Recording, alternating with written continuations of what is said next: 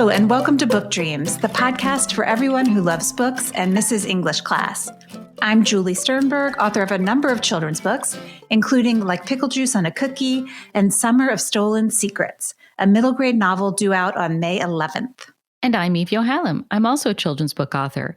My books include The Truth According to Blue and Cast Off, The Strange Adventures of Petra de Winter and Bram Broen. In each episode of this podcast, we consider a book-related question.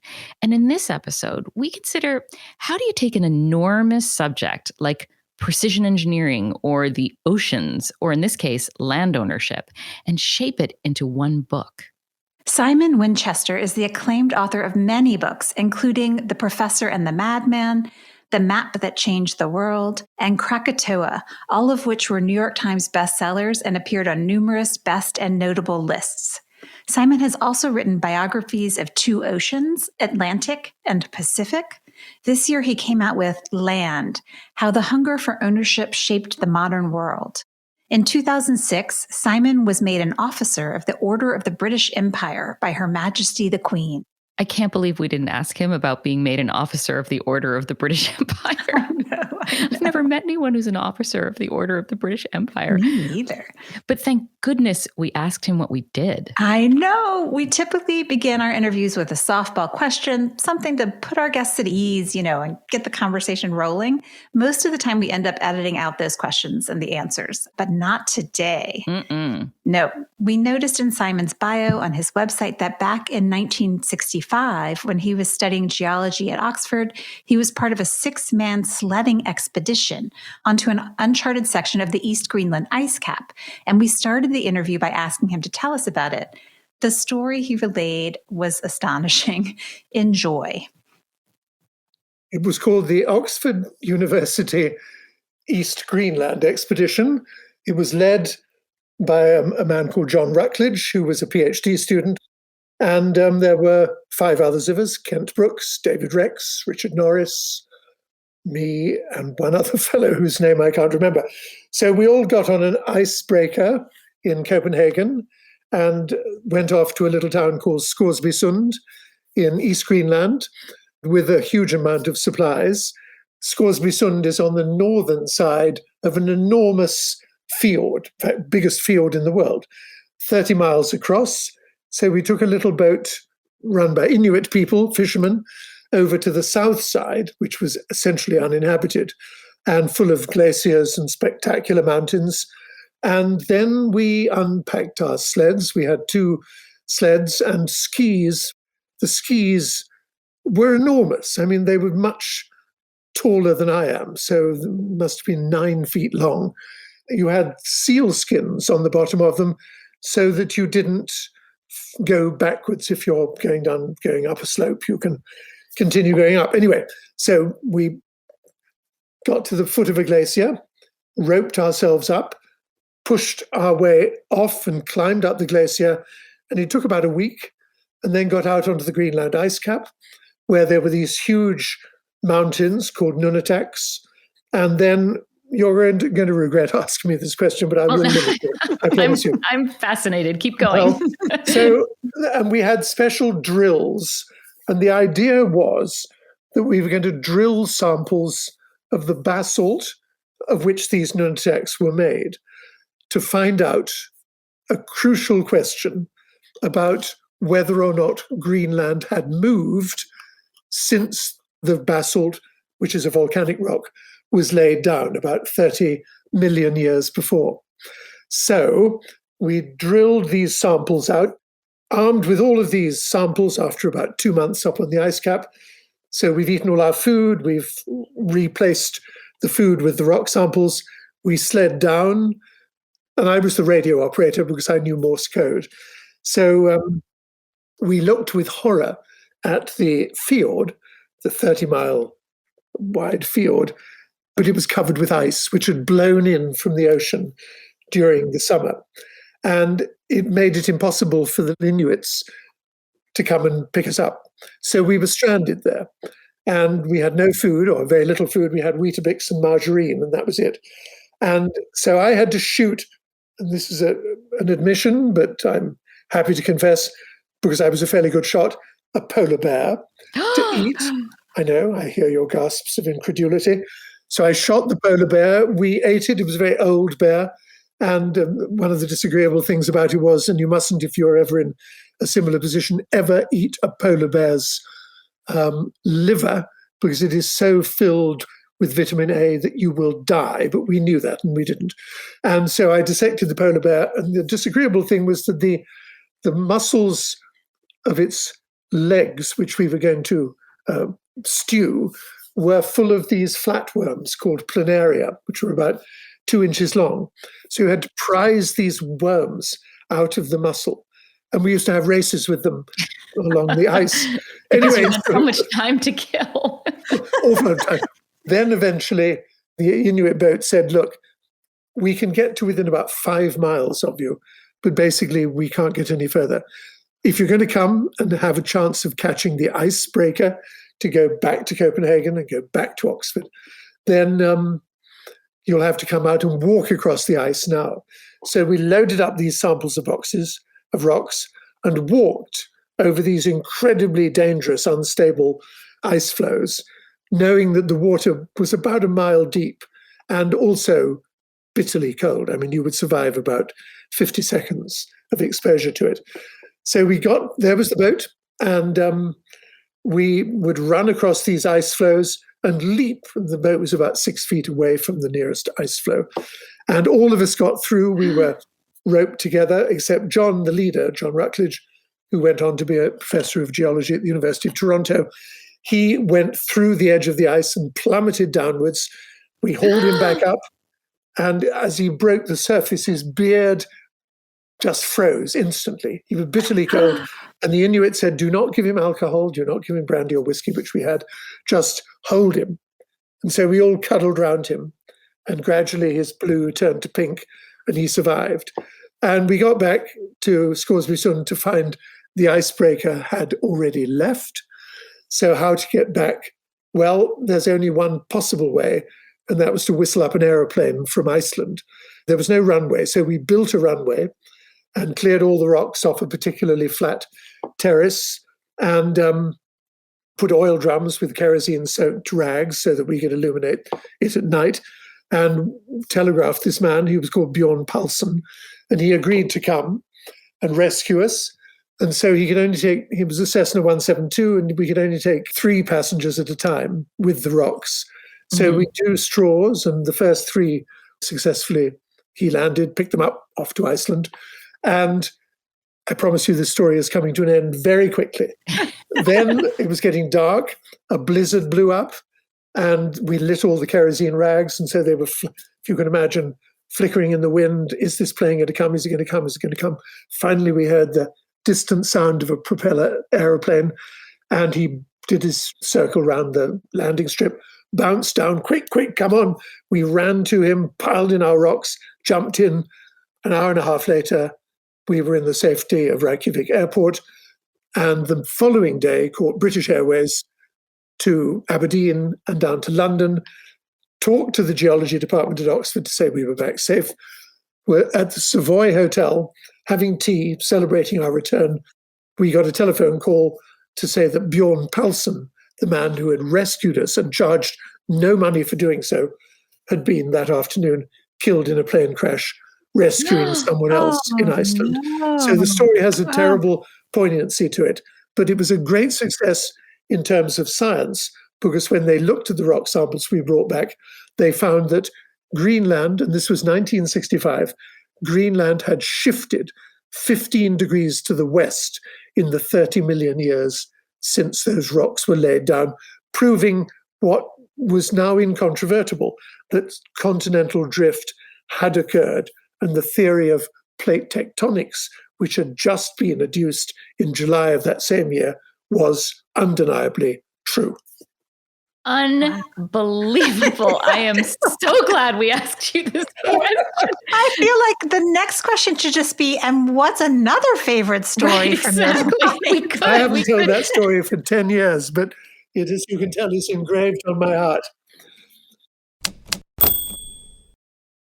You never know where a question is going to take you, right? Wasn't that unbelievable? Yes. I was just jaw dropped the entire time. I know. Sometimes we have questions that we think will elicit fascinating answers and they don't. And sometimes we have questions that we assume are just throwaways and we get something so riveting that we're just praying that nothing is messing up the recording. I kept checking to make sure it was record. It was good. Every interview is unpredictable. It's one of my favorite parts about doing book dreams. And now we know where Philip Pullman got the name for his character Lee Scoresby in The Golden Compass. Bonus! Yay! Scoresby Sund is the little town in East Greenland that Simon mentioned. It was named after a man called Scoresby, who was a famous whaling captain. Anyway, after this incredible story, we turned at last to the subject of the interview, which is Simon's new book, Land. Simon opens the book with a lengthy description of 123 acres of land that he bought in Dutchess County, New York, about 20 years ago. We asked him how his thoughts and feelings about land ownership changed as a result of writing this book. And here's what he said. They changed really not so much with the writing of the book, but with becoming an American citizen. I bought this land in 1999, and I was then still a foreigner, an immigrant. And yes, I liked the idea of owning land. I'd never done so before. My parents, all they ever owned in their lives was about a quarter of an acre, a garden in the middle of England. And the thought of owning acreage, it didn't mean a great deal to me until the moment I became a citizen. And that was in 2011. And then all of a sudden, it seemed that I was quite literally invested in the country of which I had become a citizen. And so I would go down to the land saying to myself, this is bizarre. I own this. I don't want to be ultra dramatic about it, but could fall to my knees and sift the soil and the humus and the leaves and twigs and say, I own that, and that tree and that brook, all of it I own. But what does that actually mean? And so I started looking into its history, and I could find all the documents, all the title deeds.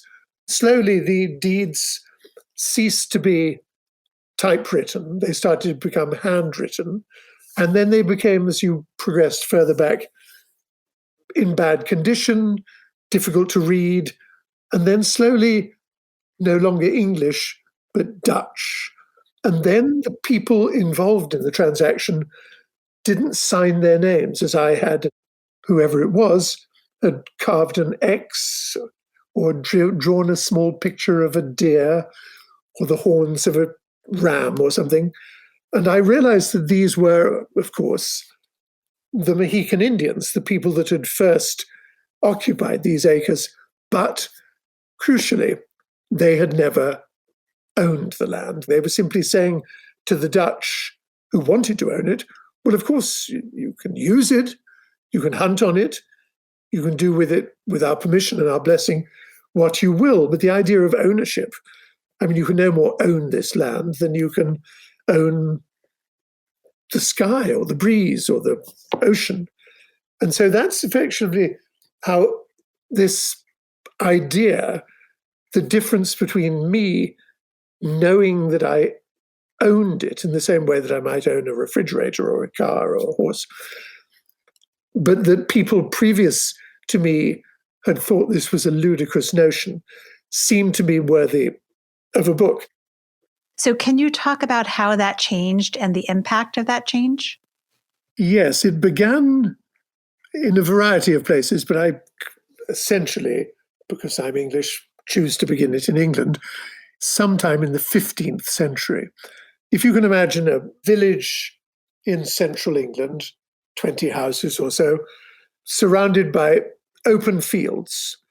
In those fields, the villagers would perform all their agricultural functions. They would graze their cattle, or they would grow turnips or cabbages, or they would raise pigs, everything to produce food for their various households. And that was sort of fine and dandy until the population of the village began to expand. And it suddenly became apparent that they couldn't produce in this fashion quite as much food as they wanted, because the cattle would trample across the cabbages and the pigs would eat the turnips. And it was inefficient. And so some unknown person came up with the idea of apportioning the land to individual people to perform specific bits of agriculture on land that was then to be enclosed by hedges or fences or ditches or lines of stones. And this notion of enclosure spread informally at first until, crucially, the year 1604, when a village, the little town of Radipole, was the first to be officially enclosed with sort of parliamentary sanction. They said, okay, in 30 days, we're going to enclose it to make the agriculture more efficient. Here's a map. Field A will belong to Mr. Such and such, and Field B to Mr. Such and so on. Overnight, it transformed the agriculture of that village. But it had an important social impact in that an awful lot of people were suddenly dispossessed. Previously, they had been part of owning common land. Now they had no land at all. So they felt disgruntled. And a very large number of them said, well, there's no future for us here in the countryside because the big landowners have taken it over. We'll go and try our luck in the cities that were growing, Liverpool, Manchester, Birmingham, London, of course. And then increasingly, as the years wore on into the 17th century and the 18th century, you had hundreds of thousands of people that were dispossessed. And they started looking hungrily at these new possessions which had been discovered across the Atlantic or through the South Seas in Australia and New Zealand. And they went there, and this is the irony of the situation. They traveled, let us say, across from Liverpool to Boston to settle this new land. And they had this idea of ownership and dispossession firmly wired into their heads now because it had happened to them. They knew all about it. And what did they do? They set about dispossessing the people who already lived here. And so the settler colonists that they were, the first act that they undertook effectively was an act of dispossession, just as had been meted out to them. I also wanted to ask about the Netherlands. This is obviously a book about land, and you've written about oceans. And if there's one nation in particular that has a fascinating story that involves the connection between the two, it would be the Netherlands. Can you talk a little bit about the interplay of water and land there? The Netherlands was a place in northwestern Europe which was flooded on regular and devastating occasions by the waters from the North Sea, one of the most dangerous stretches of water on the planet. Well, an incredibly ingenious Dutch engineer called Cornelis Lely decided that the future of the country depended on it being essentially dried out and protected from flooding.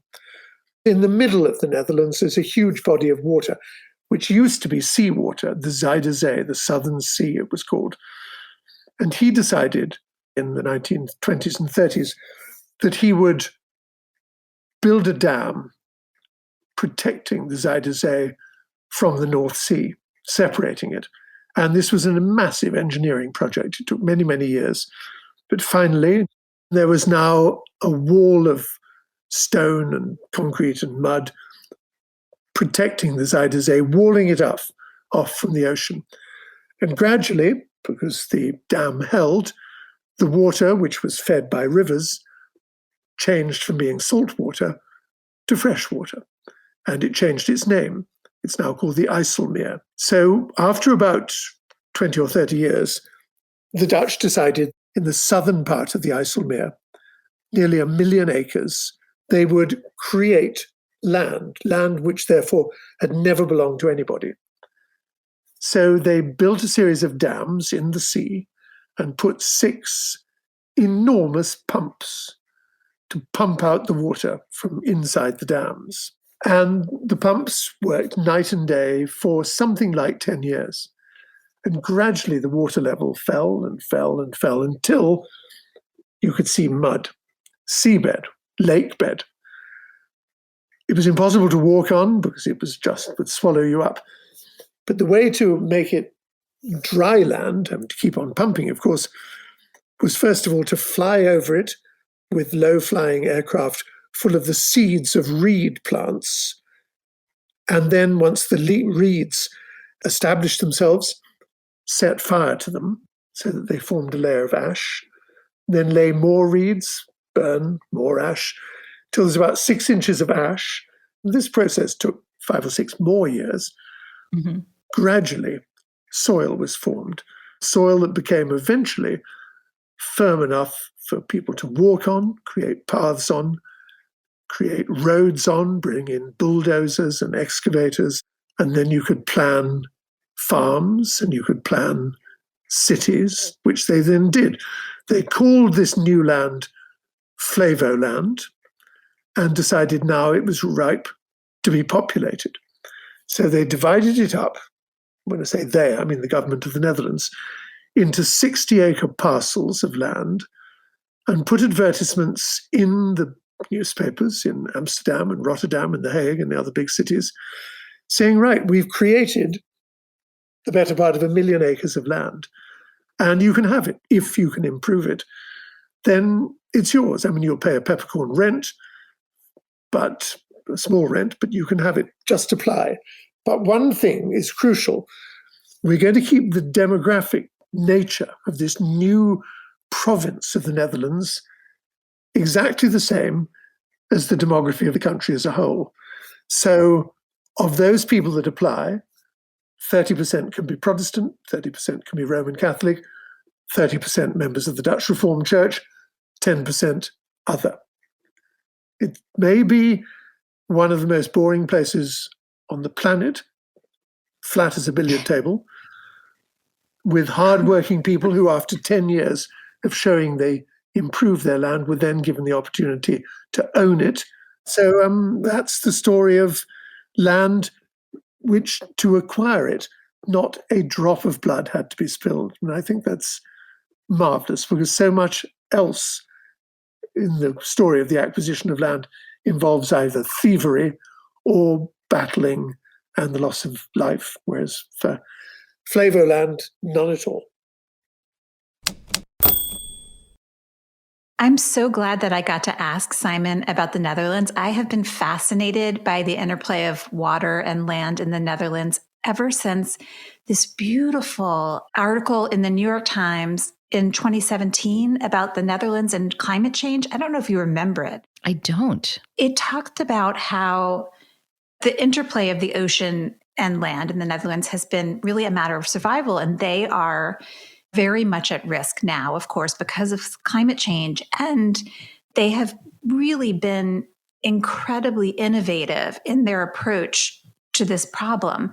So they have lakes and garages and parks and plazas that are designed to be part of daily life when water isn't a problem. But also these places double as these enormous reservoirs for when the seas and the rivers spill over. Oh my God. So Yes. One day it's a garage and the next day it's a Yes. reservoir, and somehow that works. Yes, it's crazy. And they get people to remove concrete from their gardens so that soil absorbs rainwater to alleviate problems with flooding. And it stands in such stark contrast to places all over the United States that we've been reading about, like Houston, for example, where there's so much concrete now and so little soil that water just has become an increasing problem. There's just increasing flooding. There's nowhere for it to go. Yeah. Wow. Yeah. The flexibility of the Dutch is so instructive. I really hope we can learn to be more like them as we address climate change. Yeah. Well, and while we're being depressing, next we asked Simon to tell us about a much less positive example of land acquisition, which was how the British brutally and callously partitioned India after its independence in 1947. So 1947, the British government, after years of dithering, decides that India must be given its independence and sends Lord Mountbatten to be the last viceroy. Mountbatten is charged with bringing independence to this country, India.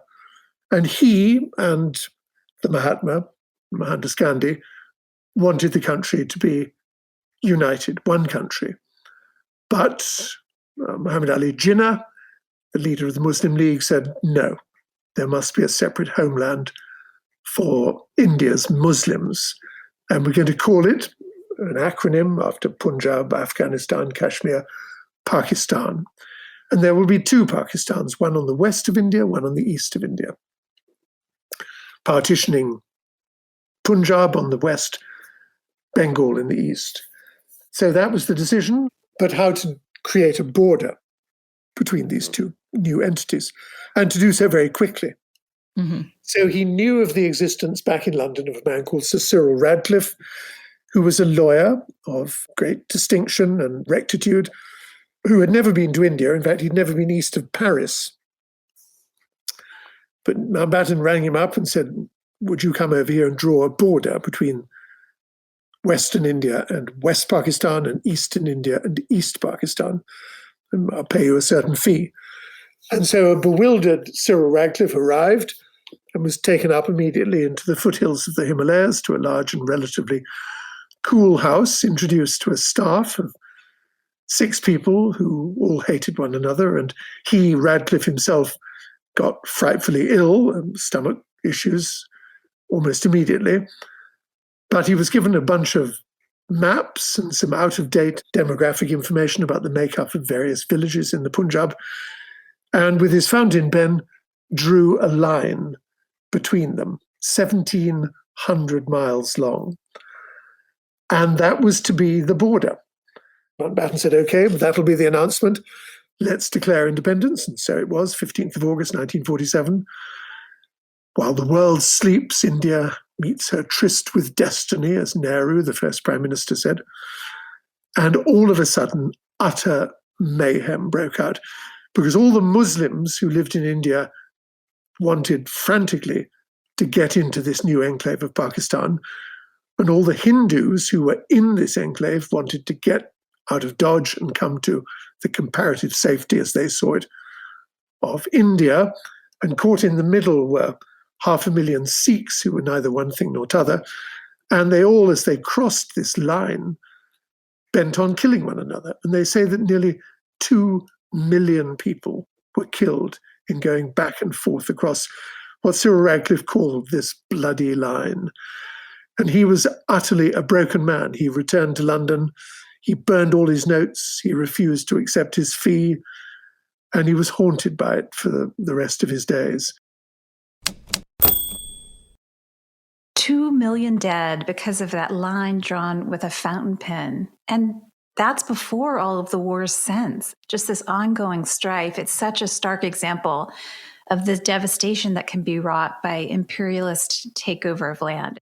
And it's not like the British didn't know better. I mean, they were just as irresponsible when they divvied up the Middle East after World War I. And look at the Middle East today. It's still in conflict because of that. Yeah. It's really fascinating to me how land ownership can reveal so much about national character. And it reminds me of another really interesting part of Simon's book, where he talks about the notion of trespassing in Scotland. Do you remember that part? Oh, so interesting. Yeah. So let me read a snippet for everybody who's listening. In Scotland, there is today essentially no such thing as trespass.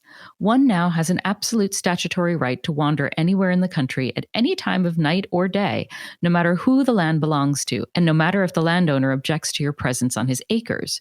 Your right of access generally traipses right to privacy.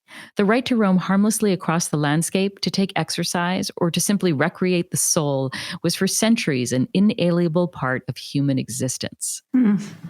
I can't help but compare Scotland's attitude to ours in the United States, where you can shoot someone dead if they step onto your property without permission. I know. It's so deeply ingrained. It's scary. But I wonder, given that the right to roam harmlessly across the landscape, which is such a great phrase of Simon's, given that that right was until relatively recently in human history a universal right, does that mean that the idea of trespassing is actually counter to human nature? I mean, I do think there's something in human nature that says once something is mine, once we define it as mine, we're going to fight over it if someone tries to take it. So the question then becomes whether we should prevent ourselves from calling land mine. Yeah. It's such an interesting topic. I always think about great apes when I try to figure out what is actually human nature and what is just learned behavior. And apes have territories, and chimpanzees, if you're a chimpanzee from a different troop and you come into another troop's territory, you will be killed. So there you go. There is that part of us too. Well, on that charming note, I think that is it for this episode of the Book Dreams podcast. Thank you so much for listening. Please subscribe if you haven't already. And if you like the podcast and think someone else would too, please rate and review us on Apple Podcasts or your favorite podcast app. Be sure to let us know if there's a book-related topic you've wondered about, and we'll try looking into it in a future episode. You can reach us for that reason or any other at contact@bookdreamspodcast.com. We're also on Twitter at bookdreamspod and on Instagram at bookdreamspodcast. You can find Simon at simonwinchester.com and on Twitter at simonwriter. Many thanks to our producer, Gianfranco Lentini, and to our theme music composer, Maya Polsky. You can find Eve at eviohallam.com and me at juliesternberg.com. And check out the podcast website, www.bookdreamspodcast.com. Until next time, happy book dreaming. Happy book dreaming. Come listen to Book Dreams with Julie and